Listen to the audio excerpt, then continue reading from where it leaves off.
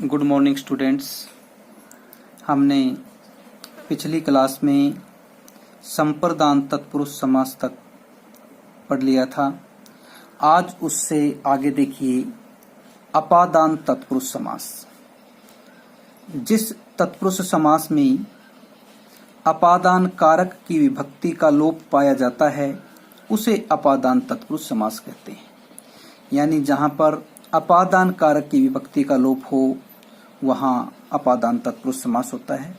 ये जितने भी उदाहरण लिखे हैं इनमें अपादान कारक की विभक्ति छुपी हुई है। देखिए बंधन मुक्त, बंधन से मुक्त, से यहाँ पे अपादान कारक है। गुण रहित, गुण से रहित। पाप मुक्त, पाप से मुक्त। ऋण मुक्त, ऋण से मुक्त। नेत्रहीन, नेत्रों से हीन। दोष मुक्त, दोष से मुक्त।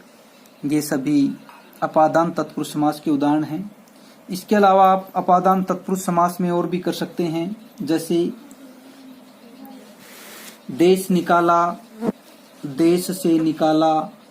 पथ भ्रष्ट, पथ से भ्रष्ट। राह भ्रष्ट, राह से भ्रष्ट। या फिर आप ले सकते हैं धर्म विमुख, धर्म से विमुख। भाग्यहीन, भाग्य से हीन। कालातीत, काल से अतीत। या गुणातीत, गुणों से अतीत। या सेवानिवृत्त, सेवा से निवृत्त। इस प्रकार के उदाहरण आप अपादान तत्पुरुष समास में कर सकते हैं। इसके बाद आप देखेंगे संबंध तत्पुरुष समास। जिस समास में संबंध कारक की विभक्ति का लोप पाया जाता है उसे संबंध तत्पुरुष समास कहते हैं। जैसे राजसभा, राजा की सभा। लखपति, लाखों का पति। राष्ट्रपति, राष्ट्र का पति। भूकंप, भू का कंप। दीप शिखा, दीप की शिखा, शिखा होती है चोटी। गंगा जल, गंगा का जल। विद्यार्थी, विद्या का अर्थी, अर्थी का अर्थ होता है चाहने वाला या मांगने वाला। सोमवार, सोम का वार। ये सभी जितने समस्त पद हैं इन सब में संबंध कारक की विभक्ति छुपी हुई है। जैसे का, के, की, क्योंकि संबंध का, के, की होता है तो देखिए जब विग्रह किया की आया कहीं पे का आया है तो ये सब के सब क्या हैं, ये संबंध तत्पुरुष समास के उदाहरण हैं। इसके अलावा आप संबंध तत्पुरुष में और भी कर सकते हैं, जैसे जलधारा, जल की धारा। सेनापति, सेना का पति। अक्षांश, अक्ष का अंश। या फिर मंत्री परिषद, मंत्रियों का परिषद। ऋषि कन्या, ऋषि की कन्या। मन स्थिति, मन की स्थिति। रामचरित, राम का चरित्र, very very most important, Ramcharit, Ram का चरित्र। मनोविकार, मन का विकार। भूपति, भू का पति। इस प्रकार के जो उदाहरण हैं वे सभी संबंध तत्पुरुष समास के उदाहरण हैं। इसके बाद आप देखेंगे अधिकरण तत्पुरुष समास। जिस तत्पुरुष समास में अधिकरण कारक की विभक्ति का लोप पाया जाता है उसे अधिकरण तत्पुरुष समास कहते हैं। यानी यहाँ अधिकरण कारक की विभक्ति कहीं ना कहीं छुपी हुई मिलेगी। तो इस प्रकार के इसमें उदाहरण जैसे रणवीर, रण में वीर। दानवीर, दान में वीर। युद्धवीर, युद्ध में वीर। मुनि श्रेष्ठ, मुनियों में श्रेष्ठ। नराधम, नरों में अधम, अधम का अर्थ होता है नीच, यानी नरों में जो नीच है। कार्य कुशल, कार्य में कुशल। लोकप्रिय, लोक में प्रिय, जो संसार में प्रिय हो। वनवास, वन में वास, यानी जो वन में रहता हो। इस प्रकार से ये जो तत्पुरुष समास है उसके कर्म तत्पुरुष समास से लेकर के अधिकरण तत्पुरुष समास तक हमने सभी कर लिए हैं। इसके बाद भी तत्पुरुष समास के कुछ अन्य भेद हैं जो इस प्रकार से हैं, देखिएगा। कर्मधारय समास, द्विगु समास, नए तत्पुरुष समास, अलुक तत्पुरुष समास, उपपद समास। ये इसके भेद हैं तत्पुरुष समास के ही। अब हम ये करेंगे तो इनमें आप सबसे पहले देखिएगा कर्मधारय समास।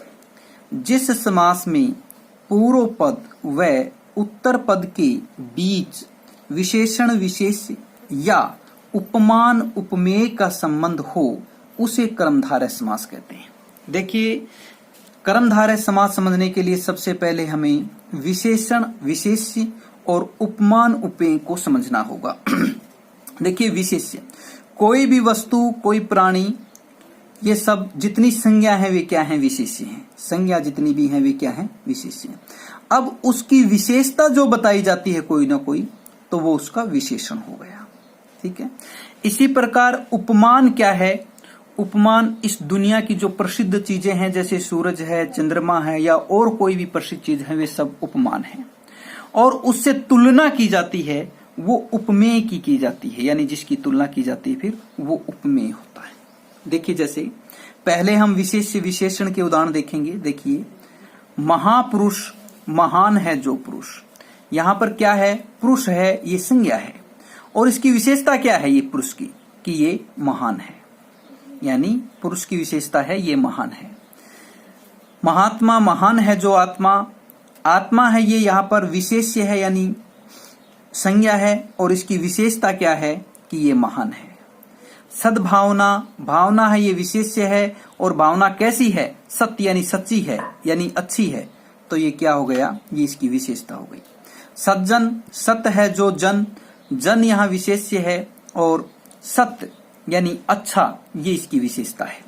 नील कमल, कमल है, ये विशेष्य है। और इसकी विशेषता है कि वो नीला है।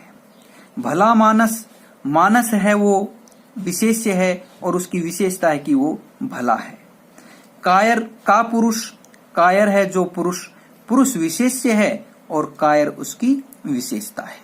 ये सब तो थे विशेष्य और विशेषण के उदाहरण। अब देखेंगे आप उपमान उपमेय के उदाहरण। मुख चंद्र, भाई मुख है वो कैसा है? वो चंद्र रूपी है। देखिए, चंद्र रूपी मुख है। तो यहाँ पे चंद्र जो है ये उपमान है। और इसकी तुलना किससे, मुख की तुलना किससे की है? चंद्रमा से की है। तो ये उपमेय है। क्रोधाग्नि, जो अग्नि है उपमान है, और क्रोध है ये उपमेय है।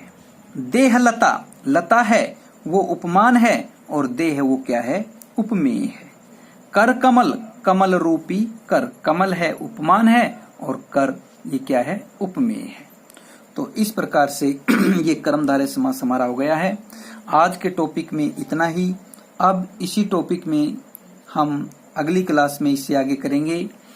आप जो काम करवाया जा रहा है वो है साथ के साथ आप करते रहें, और अपनी साफ कॉपी में लिखें, उसको याद करें, फिर रफ कॉपी में आप लिख कर देखें, अच्छा सा अभ्यास करें। आज के लिए इतना ही।